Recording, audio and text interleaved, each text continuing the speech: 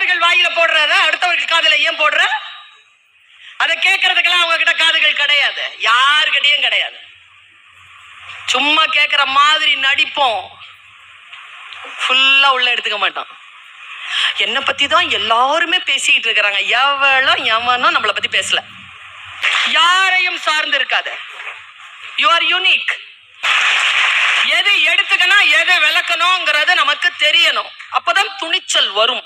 என்னுடைய தாய் என்னை தன்னுடைய மடியிலே உட்கார வைத்துக் கொண்டு அல்லது படுக்க போட்டுக்கொண்டு கதை சொல்லுவாள். நான் அம்மாவை கேட்டுக்கொண்டே பாயை பார்ப்பேன், கிழிந்த பாயாகத்தான் அது இருக்கும். வெறும் வறுமையினுடைய உச்சம். கிழிந்த பாயில் என்னை படுக்க வைத்துக் கொண்டு என் அம்மா பறக்கும் கம்பளங்களை பற்றி கதை சொல்லுவாள். என் அம்மாவின் கதைகளில் ஒருபோதும் கிழிந்த பாய்கள் வந்ததே இல்லை.